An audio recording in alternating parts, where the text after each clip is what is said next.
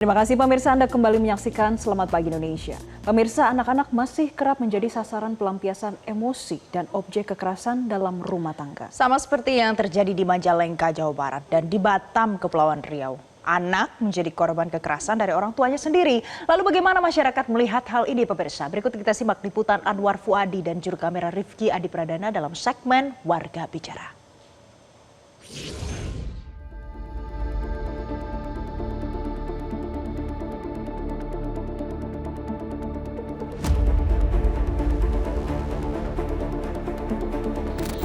Ya pemirsa, baru-baru ini masyarakat kembali digemparkan dengan kasus tindak kekerasan yang dilakukan oleh orang tua kepada anaknya.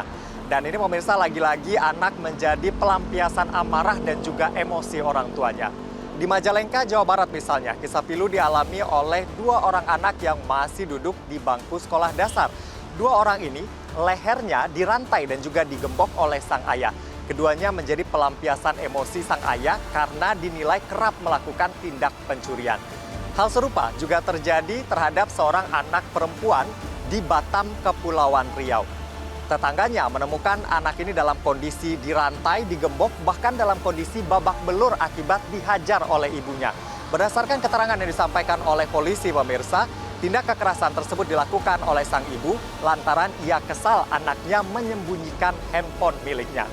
Kasus-kasus yang saya sebutkan tadi pemirsa hanyalah dua dari sekian banyak kasus kekerasan yang terjadi dan dilakukan oleh orang-orang terdekat. Saya akan tunjukkan kepada Anda pemirsa data yang dicatat oleh Kementerian Pemberdayaan Perempuan dan juga Perlindungan Anak.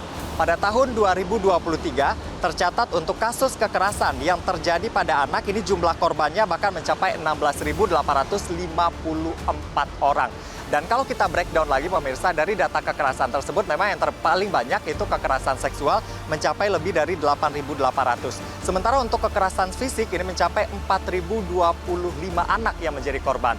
Untuk kekerasan psikis, anak yang menjadi korban ini mencapai 3.800. Dan juga masih ada kekerasan atau jenis kekerasan lain yang dialami, diantaranya adalah eksploitasi hingga juga TPPO. Lalu pemirsa, apa yang menyebabkan anak kerap kali menjadi sasaran KDRT atau kerap kali menjadi pelampiasan emosi orang tua? Ada beberapa faktor yang menyebabkannya. Yang pertama, ini pemirsa terkait dengan belum matangnya emosi, fisik dan juga kehidupan sosial dan ekonomi orang tua. Sehingga tak jarang berbagai masalah yang muncul membuat ia melakukan kekerasan terhadap anaknya. Lalu kemudian faktor lain adalah tidak memiliki anger management yang baik. Dan ini terjadi biasanya karena mereka belum siap untuk menikah, belum siap berkeluarga, namun memaksakan diri. Sehingga belum siap, baik itu secara fisik dan juga secara mentalnya. Lalu kemudian, anak ini kerap menjadi sasaran KDRT atau pelampiasan amarah karena mereka dianggap lemah dan juga mudah dikuasai oleh orang dewasa, termasuk juga orang tua. Selain itu, dalam beberapa kasus, anak kerap kali dianggap menjadi sumber masalah. Lalu bagaimana warga melihat masih banyaknya anak menjadi korban KDRT dan juga pelampiasan emosi dari orang tuanya? Saya akan ajak Anda untuk meminta tanggapan dari masyarakat berikut ini. Nah, saat ini saya sudah bersama dengan seorang warga. Halo Mbak, dengan Mbak siapa? Nama saya Nia.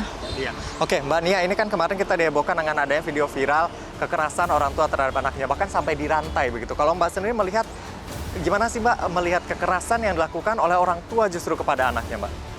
Sangat miris dan prihatin ya, karena kan seharusnya orang tua itu melindungi anaknya. Orang tua kan juga seharus menjadi tempat anak bersandar atau tempat pembimbing pertama kan untuk anaknya, apalagi di masa sekarang. Tapi nggak tahulah masalahnya faktor dari mana. Saya juga Pak. Kalau Mbak sendiri melihat ini apa penyebabnya, Mbak? Apakah memang karena belum matang secara emosi atau bagaimana, Mbak? Mungkin faktor emosi atau mungkin juga faktor ekonomi kali ya. Apapun alasannya, tindak kekerasan terhadap anak tentu tidak dibenarkan. Apalagi dilakukan oleh orang-orang terdekat termasuk orang tua yang harusnya menjadi pelindung dan juga menjadi rumah bagi anak-anaknya. Dan tentunya peran serta sejumlah stakeholder terkait termasuk juga lingkungan sekitar sangat penting untuk mencegah peristiwa serupa terjadi kembali. Dan yang pasti, sebelum berkeluarga, Anda juga harus memastikan siap menjadi orang tua. Dari Jakarta, Anwar Fuadi, Rifki Adi Pradana, Metro TV. Jelajahi cara baru mendapatkan informasi. Download Metro TV Extend sekarang.